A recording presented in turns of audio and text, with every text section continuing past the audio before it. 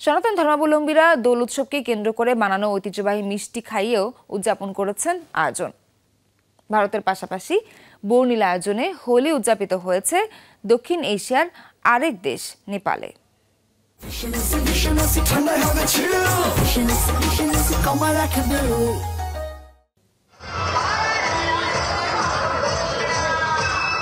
গোটা ভারতই যেন সেজেছে বর্ণিল রঙে। দোল উৎসবে সনাতন ধর্মাবলম্বীরা মেতেছেন রঙের খেলায়। শিশু থেকে বৃদ্ধ সব বয়সী মানুষই মেতেছেন এই উৎসবে।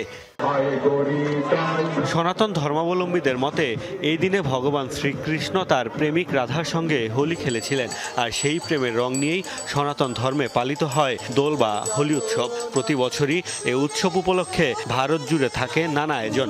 এবারও রঙিন হয়ে উঠেছে গুজরাট, দিল্লি, মুম্বাই থেকে শুরু করে পশ্চিমবঙ্গ সব প্রদেশের আকাশ। হোলি অন্য সব উৎসব থেকে আলাদা, কারণ এখানে ইচ্ছে মতো রং খেলা যায়। আমরা সবার বাসায় গিয়ে গিয়ে রং দিয়ে আসি, খুব উপভোগ করি এটি। আমি যুক্তরাষ্ট্র থেকে এসেছি শুধুমাত্র এই হোলি দেখার জন্য। বেশ উপভোগ করছি। ভারতীয়রা অনেক অতিথিপরায়ণ।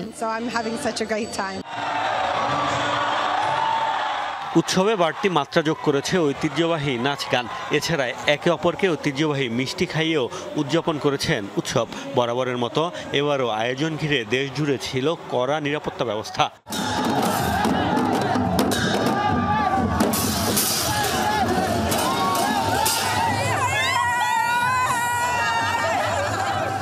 ভারতের পাশাপাশি নেপালেও দোল উৎসব উপলক্ষে ছিল বর্ণিল আয়োজন। দেশটির সনাতন ধর্মাবলম্বীরা একে অপরকে রং মেখে উদযাপন করেছেন ঐতিহ্যবাহী ধর্মীয় উৎসব। মোস্তফা মাহমুদ, যমুনা নিউজ।